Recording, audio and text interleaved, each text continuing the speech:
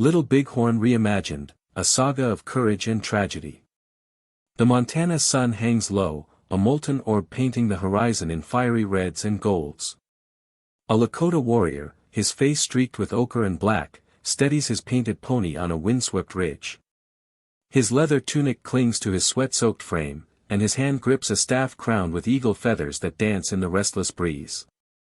Below, the Little Bighorn Valley pulses with life, a sprawling village of 8,000 souls, as historian John Gray so vividly chronicled. Smoke spirals from 1,200 lodges, each a sanctuary of laughter, stories, and dreams.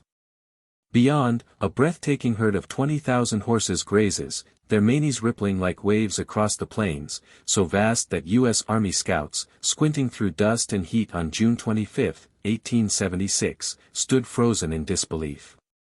This was no mere encampment, it was a defiant nation of Lakota Sioux, northern Cheyenne, and Arapaho, bound by a fierce resolve to shield their way of life. Across the valley, a tattered army scout, his blue coat frayed and dust-caked, scribbles a frantic note, 2,500 warriors wait below. Yet, George Armstrong Custer, a man whose name would soon echo through history, received this warning and chose to charge into the valley with just 260 men. Why did he defy such staggering odds? What fueled his reckless gamble? And how did this clash, etched in blood and fire, become one of the most enduring legends of the American West? I'm a historian of the frontier, and today, I invite you to walk the rugged trails of 1876 with me.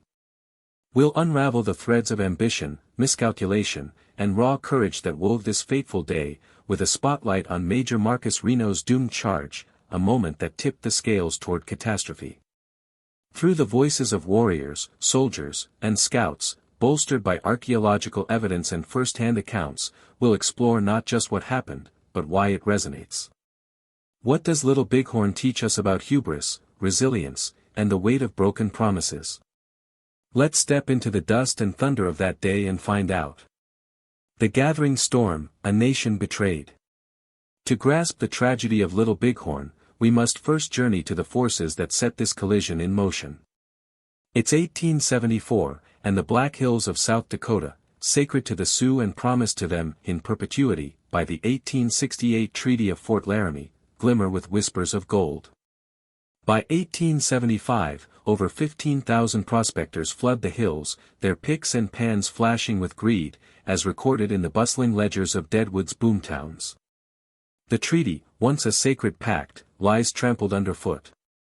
The U.S. government, bowing to the clamor of settlers and miners, demands the Sioux sell their ancestral lands.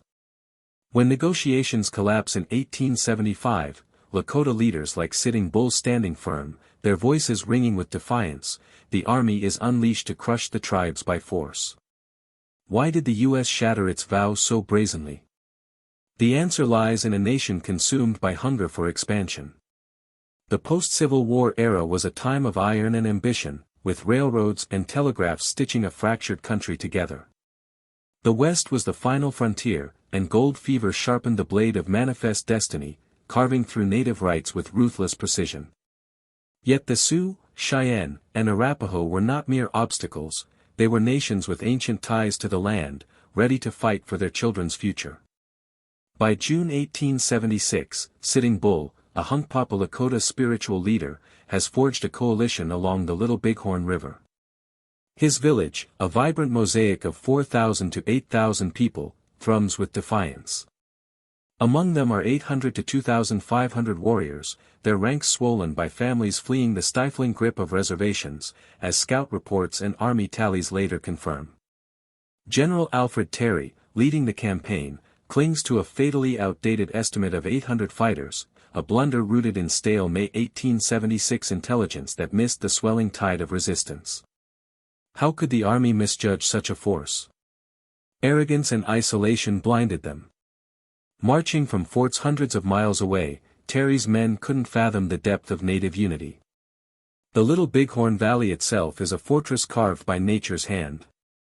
The river, swollen by spring rains to 50 to 100 yards wide, guards the village's eastern flank like a moat. To the west, jagged cliffs and ravines, some plunging over 100 feet, form an impassable wall, as Army surveys later mapped. Historian Robert Utley wrote in 1973, the terrain made the valley a stronghold. Soldier accounts from the 1876 Reno Court of Inquiry paint a vivid picture, a landscape that strangled cavalry movements while granting warriors the freedom to strike and vanish. This was no ordinary battlefield, it was a trap waiting to spring. What do you think drove the U.S. to break its promises to the Sioux so readily? How might history have unfolded if the Treaty of Fort Laramie had been honored? Share your thoughts below. Dawn of Fate, the Scouts' Cry. June 25, 1876. Dawn breaks over Montana's boundless plains, the sky ablaze with crimson and gold. Lieutenant Charles Varnum, just 27 and a West Point graduate of 1872, slumps in his saddle, his body aching from 24 hours of relentless riding. Leading a band of 15 scouts, Arikawa couriers, Crow trackers, and interpreters, he's tasked with pinpointing Sitting Bull's camp for Custer. These scouts, men like Half Yellow Face and Red Star, read the land like a sacred scroll, their wisdom forged in a lifetime on the plains. Varnum, though, is a stranger here, his eyes clouded by dust and exhaustion. At 4:30 a.m., they crest a ridge later called the Crow's Nest.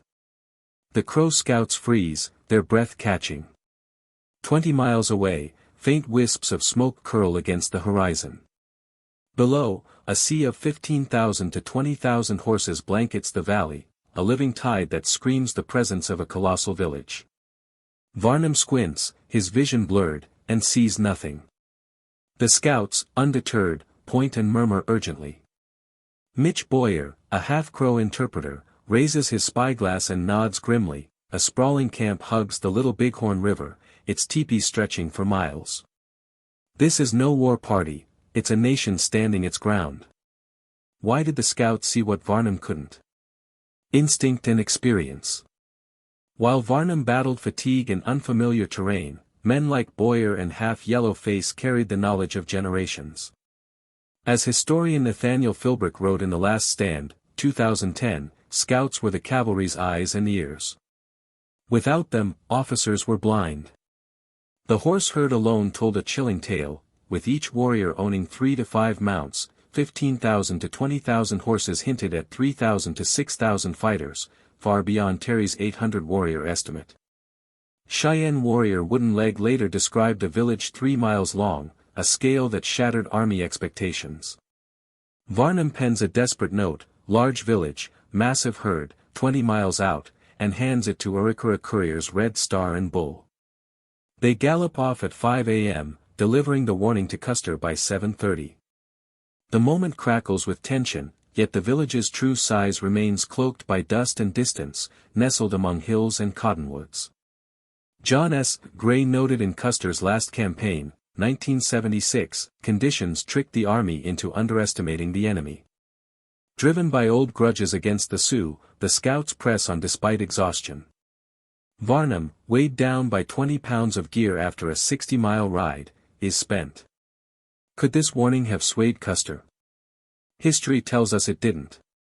Why do you think Custer ignored the scouts' warnings? What might have happened if he had trusted their instincts? Let's discuss in the comments. Kusters March, a dance with destiny. George Armstrong Custer rides at the head of his column, his buckskin jacket flapping, golden curls spilling from a wide-brimmed hat. At 36, he's a Civil War legend, still, general, to his men despite his lieutenant colonel rank. Ambition burns in his veins, a thirst for glory that both fuels and blinds him. But the 7th Cavalry is no united force. Captain Frederick Benteen simmers with resentment, haunted by Custer's abandonment of men at the 1868 Washita fight. Major Marcus Reno, eclipsed by Custer's fame, harbors his own bitterness. As they trudge down the Rosebud River, their horses stumble, starved by the native herd that stripped the grass bare. The 7th's 600 men left the Yellowstone River on June 22, covering 70 punishing miles in 3 days. Each soldier carries a Springfield carbine, 100 rounds, and 60 pounds of gear. Their horses, weakened by hunger, falter.